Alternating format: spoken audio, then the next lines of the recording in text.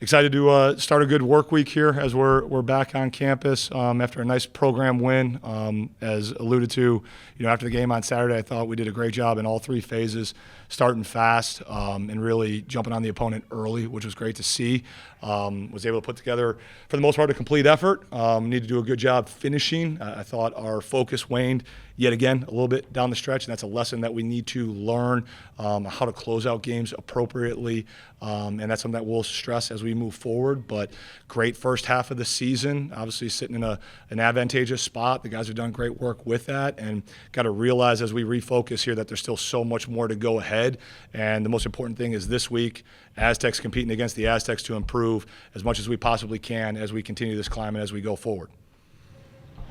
Sean, looking big picture, if you were to go back to August, would you have expected to be 5-1 and have this much success?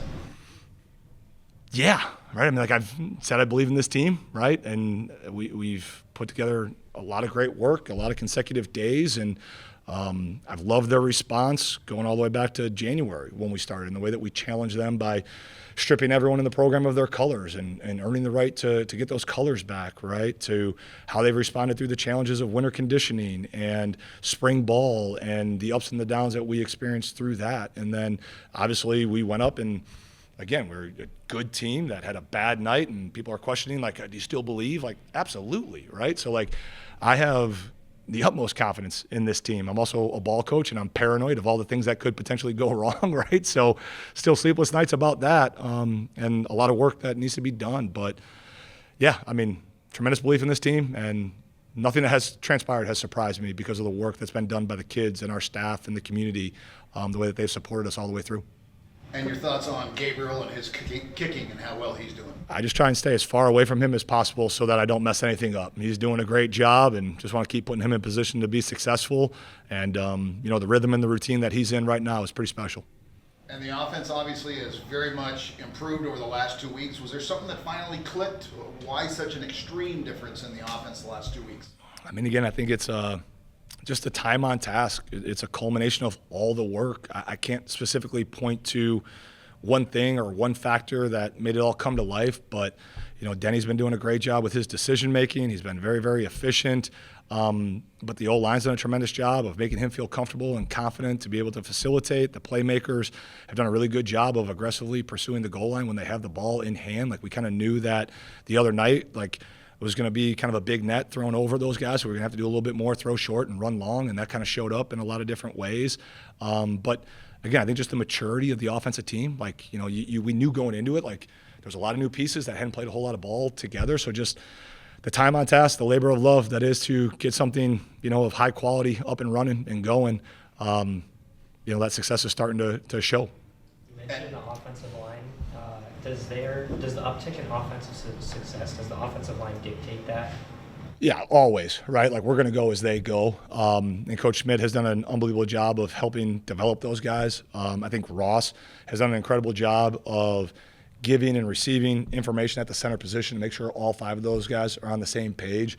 The addition of Kalen and Bio inside for us to be as strong as possible through our core, and then the experience and length that Christian and Joe give us on the edge. Like, yeah, we are going to go as they go, right? And when they're playing at a high level, the offense is able to operate because it doesn't matter who's throwing it or catching it or running it. Like, if those guys aren't protected by the five bigs up front, then nothing else matters, right? And then in addition to them, like, a guy who often gets overlooked, who's kind of like one of the behind-the-scenes heroes, is Seth Adams, right? Like, here's a guy, when you look at his, stats, it's like, okay, one catch, ooh, right? He's been playing ball for 4 years. Well, you turn the tape on, and that dude's catching bodies left and right. There's a reason why we call him the boogeyman, right? Like, he's in people's nightmares now, and he does an unbelievable job of controlling that C gap and fitting on second-level players, and brings a personality and a demeanor.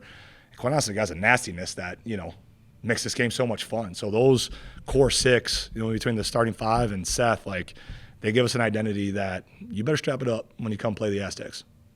Coach, you've done this before. A couple years ago, Kent State, you had not a great first season, a good second season. Similarities to what you did there to what you did here. Do what you did there help you this time around as well?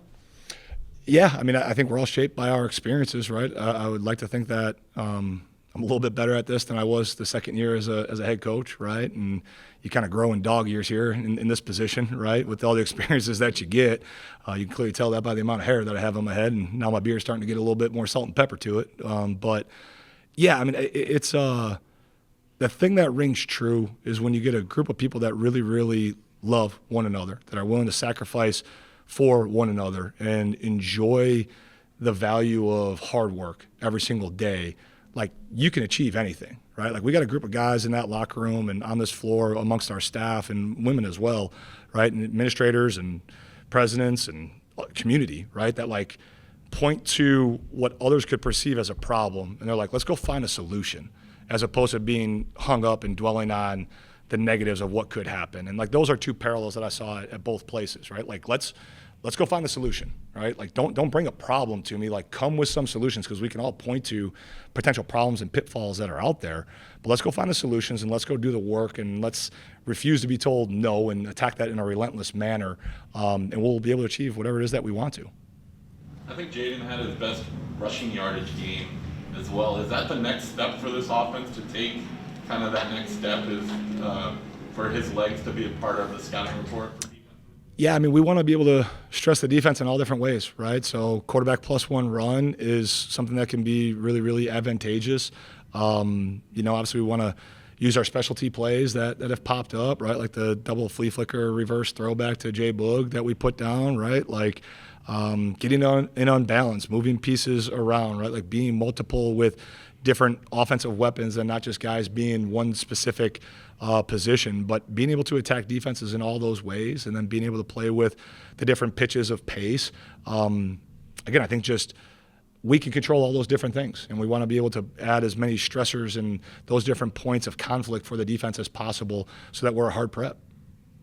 Only one out of your final 6 opponents has a losing record. Can you just speak to how difficult this final stretch will be? Yeah, it's going to be a great challenge, right? And everything that we've done up to this point has now prepared us for, kind of climbing the top half of the mountain, if you will, right? And so, like, we got to use this week to do great work and prep our gear and get ready to do this final ascension, because as you continue to win, the expectations, the number of people who show up to your press conferences start to grow, right? The eyeballs that are on you start to grow, and can we have the competitive maturity to put our head down and work our process and continue to take each subsequent step, if you will, so that when each new opportunity against, great quality opponents, like each one of these opponents is really, really good. I mean, like, again, whatever Colorado State's record was, right? Like, throw that out the window. Whatever everyone's record is, like, throw it out the window in conference play here as the teams continue to evolve, right? So, yeah, we got to be prepared. We got to be at our best, and we got to have a desire to get better each and every single opportunity that we do have, so that, again, that preparation then when met with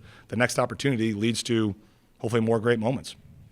I asked you this week 1 if the team would be, able to qualify for a bowl game. Clearly you're in that position. Now I feel like you guys are really starting to make a statement in the Mountain West. It is still really early, but, is a championship in the horizon? Do you feel like that?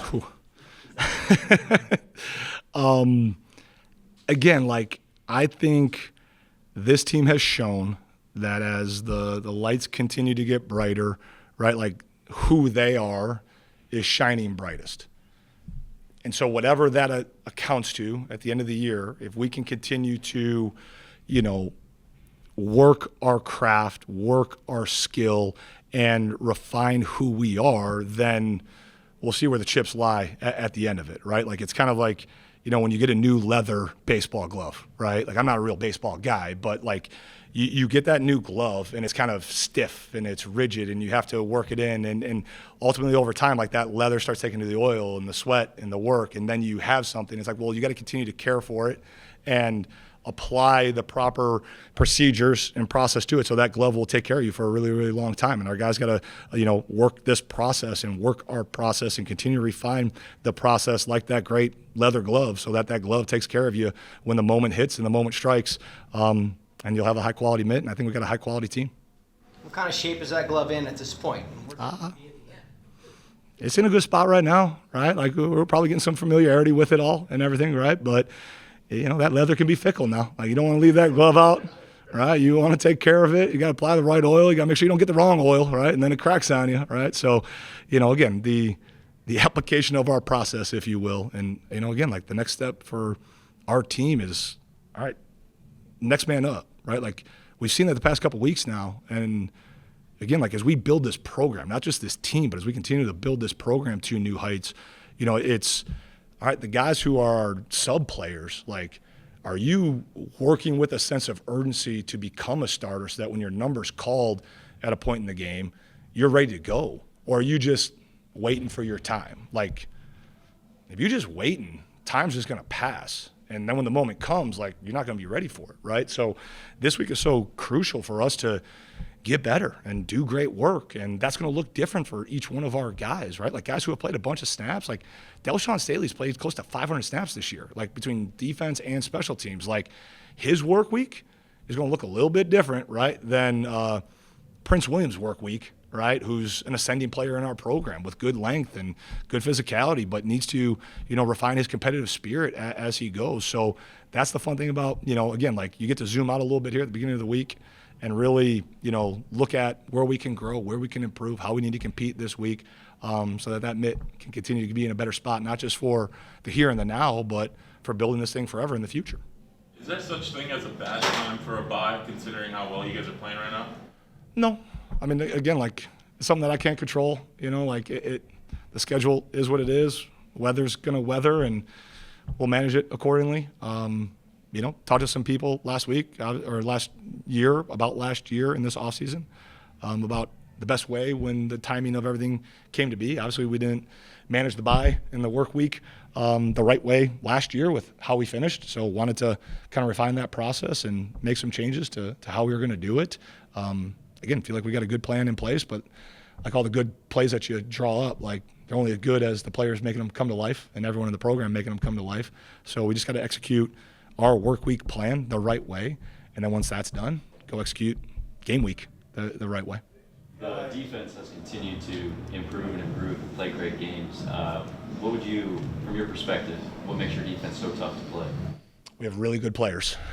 We have really good players that love playing the game and love playing the game together. Like they feed off one another, right? Like they can sense when they have an opponent down or when they're in an advantageous position. I think each guy has done a great job, humbly yet, in a starving manner, gone and embraced their role and tried to maximize their role. And there's like this individual competition on every single play, like who can go make the play, right? And then because of that, that shows up, in practice every single day. So like what's helped our offense grow? Well, we get to go compete against our defense every single day in practice, right? So you have a team compete period, and there might be 6 to 9 plays in a third down team compete period. And, right, like Jordan Napier gets to line up against Eric Butler, and they're jawing back and forth. And Trey White's lining up against Christian Jones, and they have personal pride on a Wednesday, and they're competing like it's game day. And then again, you're a young buck on the side, like, I'm ready to start. And you're like, I get to punch it, like, you're ready for this? Are you sure? Right? And like that just magnifies not only that individual rep, but the way that the program's able to be built, and then obviously the product that we're seeing on the field. And then again, when it's all said and done, like we can talk in this little intimate moment where they're not going to see it all, right? And they probably don't see any clippings or any great direct messages, or no one's probably patted them on the back on campus since we've gotten back, right? And telling them how great they are. Like there's a humbleness and a hunger to continue to get better, which is really, really cool. You have high expectations for this season, but are there any things beyond that have surprised you? No. Again, like this is a special group, and I knew when the special core group of guys that we identified, that we knew that if we could keep them together, we could do something great.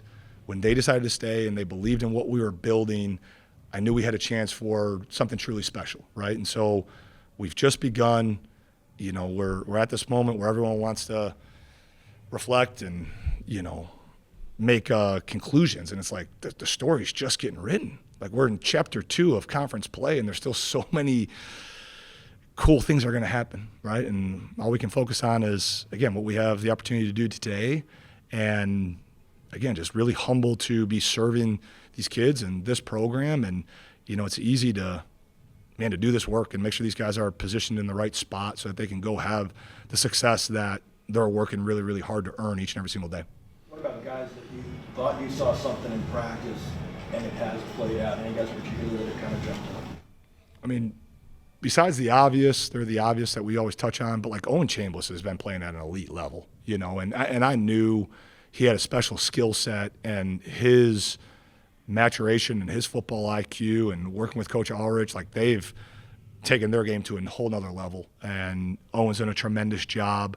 I knew having Kalen Ellis, just his experience, his size, and solidifying the core of our offensive line was going to be really helpful, and that's proven to be true, probably more than, you know, I even thought possible. You know, the development of Bostic and Donovan Brown on the outside, obviously to draw coverage or be weapons in their own right, and not being able to then have coverage be rolled or clouded to Jay Boog, but then when it is, like they have one-on-ones, and we're able to take advantage of that. So just the way that it's all come together, Dwayne McDougal, like he's another one, right? Like he flashes and, you know, gets a great pick the other night, and there's some basic skills that he's got to consistently do better. But like, again, you saw flashes from him in spring ball, like, all right, I think we got something here. And then his application of skill and his ability to, again, take a game plan, how it's able to be applied and brought together and then go execute has been really impressive as well. And there's, you know, countless others that, you know, are escaping me right now, but, you know, guys are doing a really good job. Last one is Brady Nasser, right? Like Brady's done a really nice job from, you know, starting the year as a starter, and then his roles kind of evolved a little bit, and not, you know, hanging his head, but embracing, okay, where do I need to get better, and going and working at those skills and having a great practice week, and then going and having one of his best games, you know, last Saturday. And again, like a lot of that gets, you know, clouded and overshadowed by some of the wow plays, but it's all those glue guys that are doing the brilliantly boring basics at a really high level that are allowing us to, you know, execute at a high level. Back to Owen. Yeah. Specifically, talk about his growth from year one to year two, especially considering the injuries he dealt with last year, and particularly in coverage. Yeah.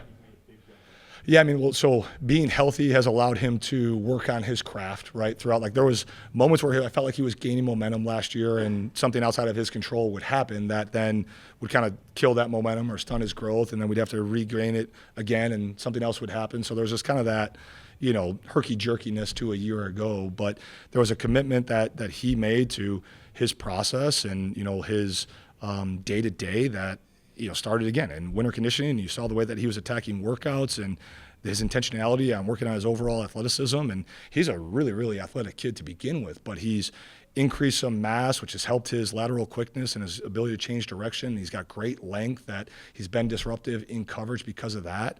And then again, I think he's done a really nice job learning where he fits within the call. So instead of trying to do too much or do everything, it's like, hey, I'm going to do my 1/11th. And I know because of my prep, when I see these sets, like these are the stressors within the call, so that he can play with great confidence and go execute his role within the call and be really productive and really disruptive. Part of having some of these larger margins kind of gives you time to play some of the younger guys at the end of games. Anybody that stood out in those phases? I mentioned Prince. I mean, Prince is coming along. He's not a younger guy, but, you know, we're kind of cross-training Deshaun McEwen right now at a different spot, and so he made some plays at corner, which was great to see.